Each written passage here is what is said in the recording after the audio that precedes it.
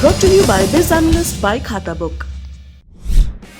ना कंप्यूटर ना फाइल, अब टैली डेटा ऑन मोबाइल बिज एनालिस्ट के साथ। नमस्कार, सौरभ द्विवेदी नाम है हमारा और आप देखना शुरू कर चुके हैं लल्लन टॉप शो। क्या भारत एक गरीब मुल्क है? क्या हम एक विकासशील देश हैं? क्या हम एक विकसित देश हैं?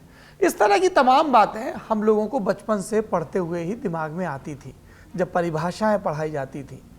लेकिन हम भारत को गरीब मुल्क कहेंगे तो बात राष्ट्रीय गौरव पर आ जाएगी, कई लोग आहत हो जाएंगे। पर एक तथ्य तो हमारे सामने है कि भारत की आबादी में गरीबों की बड़ी संख्या है।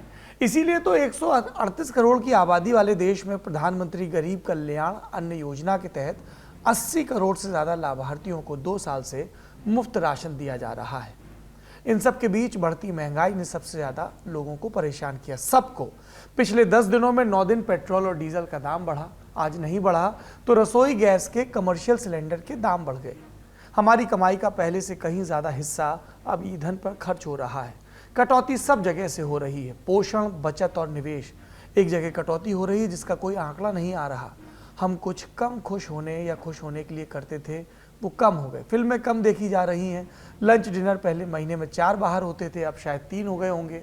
बिटिया के ब्याह में इंतज़ाम को थोड़ा छांट कर दिया गया है, काट छांट हो गई है। कई कह रहे हैं कि जेब कट रही है तो आदमी की मुस्कान भी छोटी होती जा रही है। इसलिए आज हमने तय किया कि महंगाई का हिसाब लिया जाए। ये काम किया जाएगा दिन की बड़ी खबर में, पर उससे पहले आप देखिए दिन का वीडियो। थोड़ा अपने आप को पूछिए कि जब आप ऑनलाइन रीडिंग करते हैं तो सचमुच में रीडिंग करते हैं कि रील देखते हैं? अब मैं आपको हाथ ऊपर नहीं कराऊंगा, लेकिन आप समझ गए कि मैंने आपको पकड़ लिया है। जो चीजें ऑफलाइन होती हैं वही चीजें ऑनलाइन भी होती हैं। इसका मतलब है कि माध्यम समस्या नहीं है, मन समस्या है। प्रधानमंत्री ने परीक्षा पर चर्चा के दौरान ऑनलाइन रील देखने की आदत पर बच्चों के कान उमेठे। सोशल मीडिया पर इसको लेकर खूब चर्चा हुई और हैं आगे सुर्खियां, उन पर भी चर्चा कर लेते हैं। आज प्रधानमंत्री मोदी और रूस के विदेश मंत्री सर्गेई लावरोव की मुलाकात हुई। लावरोव ने मुलाकात से पहले कहा था कि वो रूस के राष्ट्रपति का व्यक्तिगत संदेश लेकर प्रधानमंत्री मोदी से मिलने आए हैं। इसलिए इस मुलाकात से पहले और बाद में कही गई बातों को काफी गौर से सुना गया। रूस यूक्रेन संकट का संदर्भ था ही। बीते दिनों रुपए और रूबल के एक्सचेंज रेट को लेकर एक समझौते पर भी खूब बात हो रही थी। रूस चाहता है कि भारत रूबल में व्यापार करने को राजी हो जाए। चीन पहले से ही रूसी तेल और गैस खरीदने के लिए रूबल का इस्तेमाल कर रहा है। भारत भी ऐसा करने लगा तो रूस को 2 फायदे होंगे। एक, उसे प्रतिबंधों के बावजूद व्यापार करने को राजी एक साथी मिलेगा, और दूसरा फायदा ये कि चीन के रूप में एक बड़ी अर्थव्यवस्था उसके साथ पहले से है। भारत जैसा बड़ा लोकतंत्र अगर रूस के साथ खड़ा दिखा तो उसके लिए ये एक नैतिक जीत भी होगी। संभवतः इसीलिए रूस ने खुद अपने विदेश मंत्री को भारत भेजा है। इस मुलाकात के पहले रूसी विदेश मंत्री ने प्रेस कॉन्फ्रेंस की और कहा कि पश्चिमी देशों ने अपनी जिम्मेदारी से मुंह मोड़ लिया, रूस को बड़े खतरे की ओर ढकेल दिया। भारत अगर अंतर्राष्ट्रीय परेशानी को दूर करने के लिए पहल करता है, समझौते में कोई भूमिका निभाता है, तो हमें कोई आपत्ति नहीं होगी। यानी प्रधानमंत्री नरेंद्र मोदी से मुलाकात से पहले खुले तौर पर रूस ने भारत को एक तरह से मध्यस्थता का निमंत्रण दे दिया। दोनों नेताओं के बीच करीब 1 घंटे तक मुलाकात चली। बंद कमरे में प्रधानमंत्री मोदी ने क्या कहा, ये बात तो बाहर नहीं आई, लेकिन सूत्र बताते हैं कि रूस के विदेश मंत्री ने यूक्रेन को लेकर ही बात की। शांतिपूर्ण समझौते की दिशा में बात हुई। भारत ने यूक्रेन संकट की शुरुआत से ही गतिरोध के राजनयिक हल की हिमायत की थी और अब भी भारत की लाइन यही है। पश्चिमी देशों के भारी दबाव के बावजूद रूसी विदेश मंत्री की मेजबानी बताती है कि भारत अपने पुराने दोस्त से मुंह मोड़ने का इरादा नहीं रखता। रूस के साथ भारत की बातचीत पर हमारी बारीक नजर बनी रहेगी। फिलहाल बढ़ते हैं अगली सुर्खी की तरफ। अगली सुर्खी chief justice of India NV Ramana के वक्तव्य से बनी। केंद्रीय एजेंसियों के समारोह में बोलते हुए सीजीआई रमन्ना ने सीबीआई की साख पर सवाल उठाए।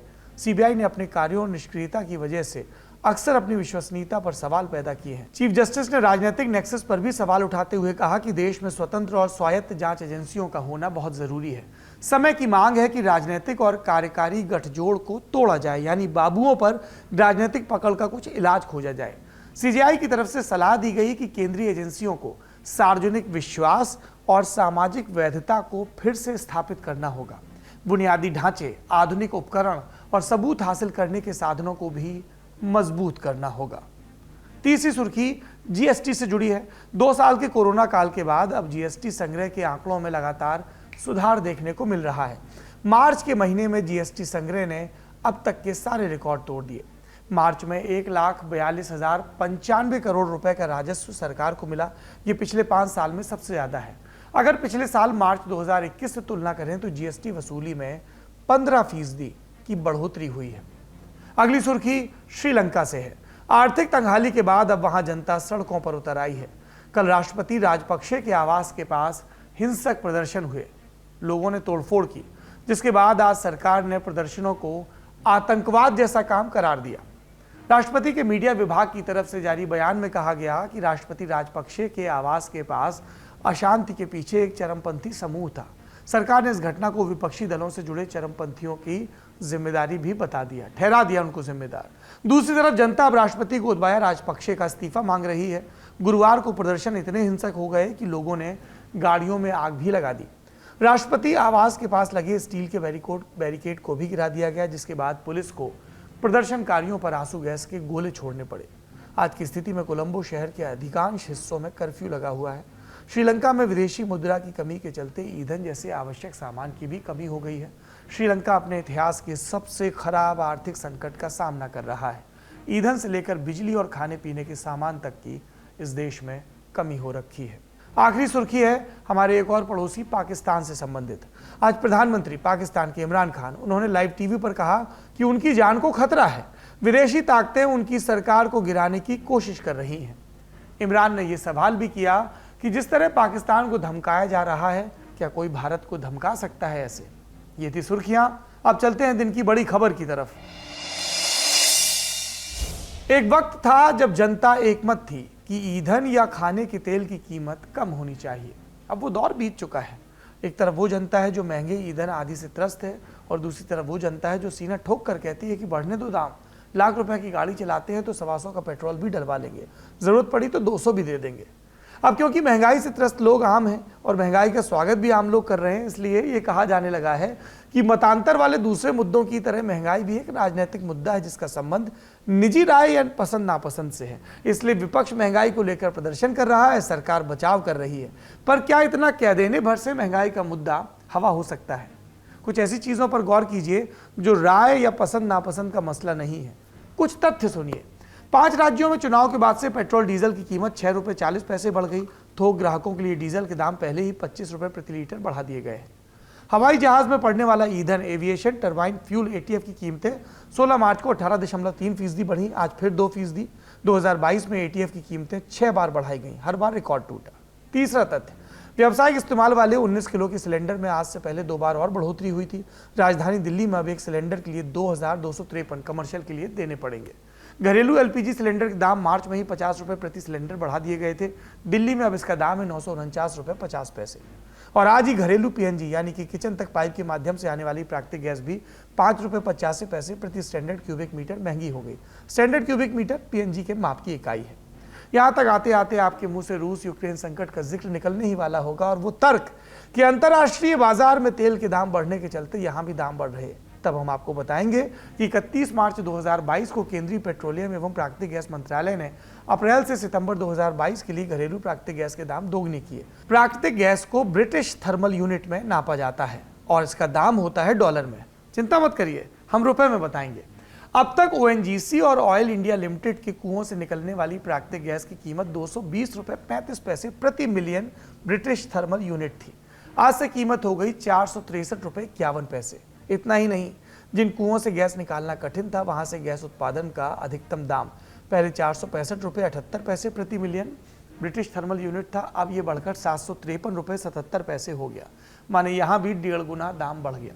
इसका मतलब ये हुआ कि जो ईंधन आयात किया जा रहा है वो तो महंगा हो ही रहा है, लेकिन जिस ईंधन का उत्पादन भारत में हो रहा है उसके दाम भी बेतहाशा बढ़ा दिए गए हैं और इस सब का असर आप अपने आसपास देख सकते हैं। सरसों के तेल और पेट्रोल पर बहुत बात हो चुकी।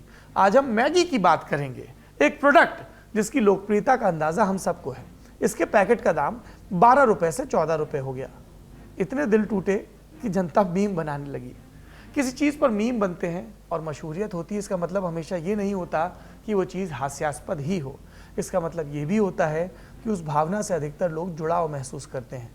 मैगी का उदाहरण महत्वपूर्ण है क्योंकि ये एक कामयाब प्रोडक्ट है। इसकी कामयाबी में इसके स्वाद के साथ साथ प्राइसिंग और मार्केटिंग की भी भूमिका है।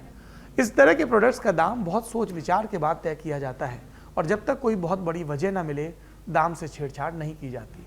इससे इतर सैकड़ों कामयाब फास्ट मूविंग कंज्यूमर गुड्स यानी एफएमसीजी हैं जिनके दाम बढ़ाए गए क्योंकि सब कुछ महंगा हो गया।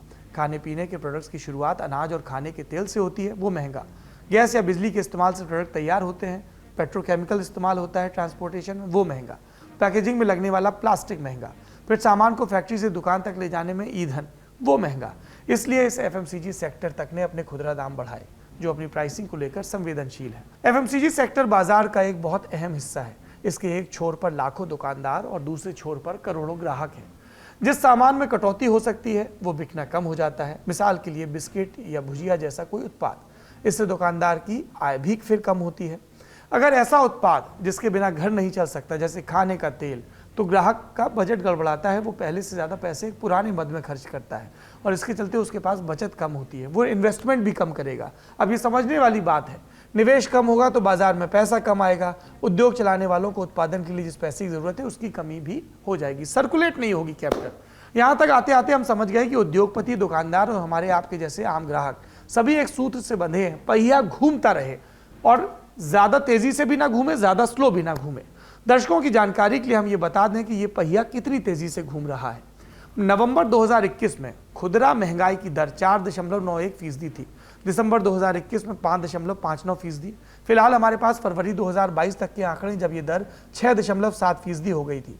फरवरी के बाद से कीमतें कितनी बढ़ी उसका एक अंदाजा हमने आपको शुरुआत में दिया। इसका मतलब खुदरा महंगाई अब और ऊपर चली गई होगी। महंगाई पर भारतीय रिजर्व बैंक भी बारीक नजर रखता है।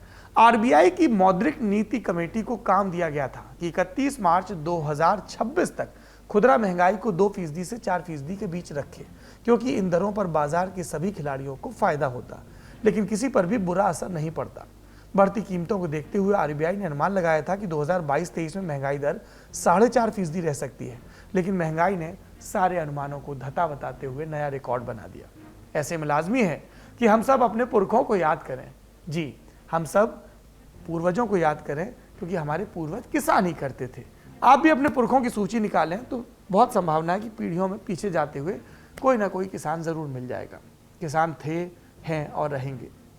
हमने शुरू में मैगी की बात की, उसकी यात्रा भी एक खेत से ही शुरू होती है। एक किसान ही था जिसने कोविड के बावजूद ग्रोथ दर्ज करवाई हमारी इकॉनमी में। भारत का इकलौता सेक्टर जो महामारी के आगे झुका नहीं, लेकिन बढ़ती महंगाई के चलते किसान अब चिंतित है। डीजल महंगा हो रहा है, गैस की कीमतें अनिवार्य रूप से बढ़ रही हैं, उर्वरक की कीमतें भी बढ़ रही हैं। किसान कैसी परेशानी में है, खुद सुनिए। देखिए, जो डीजल और पेट्रोल की कीमत लगातार बढ़ रही है उससे कृषि पे बहुत प्रभाव पड़ रहा है। खासकर किसानों की फसल की लागत बढ़ रही है, चाहे वो सब्जी हो या फिर अन्य जो अन्न की फसलें होती है उसमें काफी असर पड़ रहा है। देखिए, पिछले 1 साल से लगातार डीजल पेट्रोल के भाव बढ़ते रहे हैं और लेकिन उस मात्रा में जो एमएसपी बढ़ना चाहिए किसानों की वो भी नहीं बढ़ी है, गेहूं की, चने की और भी जो अन्य फसलें होती है उनकी। तो उसके कारण क्या होता है कि प्रति एकड़ के हिसाब से पिछले 1 साल में लगभग 1,000 रुपए का जो है वो प्रति एकड़ पे खर्चा ज्यादा हो गया किसानों का। उसके बाद अगर हम फल सब्जी की बात करें तो जिस हिसाब से पेट्रोल और डीजल के भाव बढ़े हैं उस अनुपात में सब्जियों के भाव नहीं बढ़ रहे मार्केट में। और जैसे आप जानते हैं कि जैसे डेली 1.80 रुपया जो भी पेट्रोल का भाव बढ़ रहा है उस हिसाब से फसलों के भाव नहीं बढ़ रहे। तो उसमें किसानों को जो ट्रांसपोर्टेशन के कॉस्ट होते हैं और जो बाकी कॉस्टिंग होती है वो उसके कारण उसको किसानों को घाटा जा रहा है। क्योंकि सपोज आप मानिए कि 1 किलो टमाटर के 20 रुपए पर डे उसको किसान को मिल रहे हैं, लेकिन 80 पैसे पेट्रोल में हर दिन बढ़ रहे हैं, डीजल में हर दिन बढ़ रहे हैं। तो उस अनुपात में किसान को तो भाव बढ़ नहीं रहा है उसकी सब्जियों का, तो उसके कारण क्या किसानों को काफी नुकसान हो रहा है। दूध की बात करें तो दूध में भी किसानों को जो गांव से शहरों तक पहुंचाते हैं, उसके कारण भी किसानों को उस मात्रा में अनुपात में जो पेट्रोल के भाव, डीजल के भाव बढ़े, उसमें किसानों को दूध के ऊपर भी भाव नहीं मिल रहे हैं। तो मेन इशू जो जा रहा है वो इन सब्जी और दूध के ऊपर किसानों को घाटा हो रहा है सर। ये चिंता की बात है। कोरोना काल के बाद भारत रिकवरी की राह पर है। ऐसे में अगर खेती को चोट पहुंची तो इसका असर अर्थव्यवस्था और समाज दोनों पर पड़ेगा।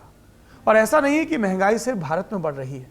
रूस यूक्रेन संकट के चलते पूरी दुनिया महंगा तेल खरीदने को मजबूर है। यूरोप खास तौर पर महंगी गैस के चलते परेशान है। इटली के वेनिस में कांच के कारीगरों से उनकी रोजी रोटी का संकट नहीं देखा जा रहा। सब्सिडी कम पड़ती जा रही है। कई कारीगरों ने तो भट्टियां तक बंद कर दी। कांच की भट्टी एक बार बंद होने के बाद दोबारा शुरू नहीं हो पाती, उसे दोबारा बनाना पड़ता है। ये एक उदाहरण आपको विदेश से दिया, और भी कई डिस्ट्रेस के उदाहरण हैं। ऐसे में भारतीय ग्राहकों को रूस से उम्मीदें हैं। आपने सुन लिया होगा अब तक कि भारत को रूस से दोस्ती का फायदा सस्ते तेल, कच्चे तेल के रूप में मिल रहा है। ये बात सही भी है और नहीं भी। सही इसलिए क्योंकि रूस ने हमें बाजार की तुलना में 3/4 दाम पर तेल देने की पेशकश की, लेकिन ये तेल आपके हाथ पड़ेगा, इसकी संभावना लगभग शून्य है। इसकी वजह क्या है, जानिए। हाँ जी, बिल्कुल। देखिए, इसमें ये एक बड़ी ऐसी कैलकुलेशन करना कि अब हमने इतना सारा तेल रशिया से खरीदा है तो फौरन का फौरन इंडियन कंज्यूमर्स के पास जो है वो पेट्रोल या एलपीजी और ये सब सस्ता होने वाला है, नहीं, ऐसा नहीं होता है। हम बेसिकली अपने स्ट्रेटेजिक रिजर्व्स को बना रहे हैं, कच्चा तेल हम मंगा रहे हैं और उस कच्चे तेल से फिर बहुत सारे बाय प्रोडक्ट्स निकलते हैं। तो ये काफी ये मतलब फ्यूचरिस्टिक है। बेसिकली अगर मैं इसको शॉर्ट में आपसे कहूँ तो ये जो डिसीजन इंडिया का है अपने स्ट्रेटेजिक रिजर्व्स को बिल्ड करना, ये फ्यूचरिस्टिक डिसीजन है, क्योंकि इंडिया और सारे कंट्रीज ऐसा करते हैं। सारे कंट्रीज अपने स्ट्रेटेजिक रिजर्व्स को पहले बिल्ड करते हैं और ये हम इमरजेंसी में हम इनके ऊपर रिलाई करते हैं। और जितना ज्यादा वोलेटाइल होता है कच्चे तेल का मार्केट, तो उस वोलेटिलिटी से अपने आप को एक तरह से कुशन प्रोवाइड करने के लिए हम ऐसी चीजें करते हैं। तो उसमें ये कहना कि फौरन का फौरन इससे असर पड़ेगा, ये बात नहीं है। हाँ, लेकिन ये जरूर है कि देखिए, इससे कहीं ना कहीं ये भी समझना चाहिए कि बेसिकली अगर पूरी दुनिया में अगर ऑयल की प्राइसेस थोड़ी स्थिर होंगी और वोलेटिलिटी थोड़ी कम होगी तो इसका असर इन जनरल ग्लोबल प्राइसेस पे जरूर देखने को मिलेगा। लेकिन इसके बीच में इतना सीधा कोरिलेशन भी नहीं है जो यहाँ पे मेरा ख्याल है जैसा सोशल मीडिया पे सजेस्ट किया जा रहा है कि बस अब हमारा पेट्रोल सस्ता होने वाला है। नहीं, ऐसा तो नहीं है।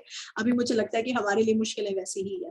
कोविड के बाद जिस रिकवरी की उम्मीद में हम जी रहे थे, उस पर बढ़ती महंगाई ने एक बड़ा प्रश्न चिन्ह लगा दिया है। अब ये देखना होगा कि भारत सरकार, नरेंद्र मोदी सरकार इसका क्या तोड़ निकालती है। जादू की छड़ी किसी के हाथ में नहीं है, लेकिन घड़ी है, और घड़ी बता रही है कि 2024 के लोकसभा चुनाव में अब बहुत ज़्यादा वक्त नहीं रह गया। क्या चुनाव से पहले मोदी सरकार महंगाई को काबू में ला पाएगी, ये देखना होगा। और ये भी कि राज्य सरकारें ग्रोथ स्टोरी में किस तरह से कंट्रीब्यूट करती हैं। शो में आखिर में कू की राय। हमने सवाल पूछा, क्या रसोई गैस भारत में वाजिब दाम पर मिल रही है? हाँ कहने वाले 37%, नहीं कहने वाले 63%। आप भी कू पर हमारे पोल का हिस्सा बनना चाहें तो ललन टॉप को वहां पर फॉलो करें। आज के ललन टॉप शो में इतना ही। अपना और अपनों का ख्याल रखिए। और एक जरूरी सूचना, ललन टॉप फिल्म्स वापस आ गया है लेकर एक नई डॉक्यूमेंट्री। इस डॉक्यूमेंट्री का नाम है होला मोहल्ला। खालसा पंथ की महान गौरवशाली परंपरा, आनंदपुर साहिब जहां से ये सब शुरू हुआ, वहां कैसा होता है होली का त्योहार, उसके पीछे की हिस्ट्री क्या है, उसके पीछे की भावना क्या है, जरूर देखिए। इतवार के रोज शाम 5 बजे ये डॉक्यूमेंट्री रिलीज होगी। सूचना समाप्त। हम भी अब अपने बुलेटिन को, अपने शो को समाप्त करते हैं। अपना और अपनों का ख्याल रखिए। शुभ रात्रि।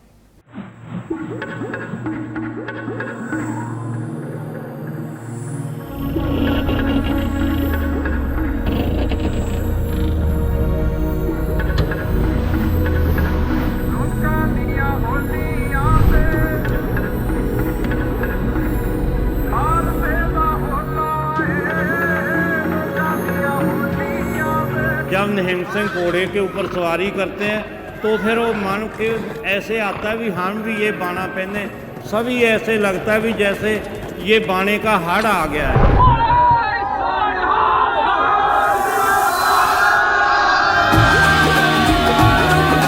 इस वक्त मैं पंजाब में हूँ, आनंदपुर साहिब।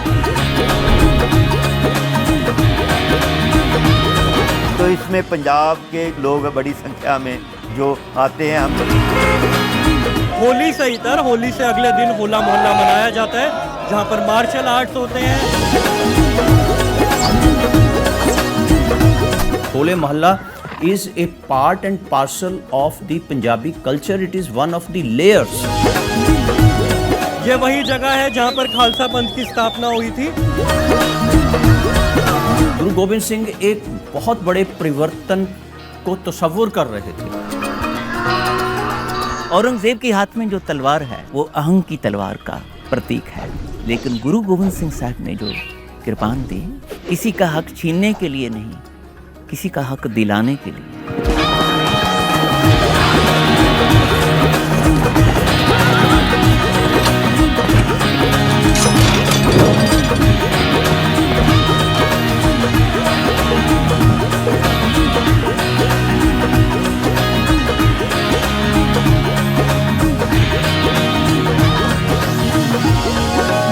ये संदेश गुरु साहब का कि भाई जो रंग मैं दे रहा हूँ वो आध्यात्मिक रंग है, उसको उतारने की जरूरत नहीं पड़ेगी।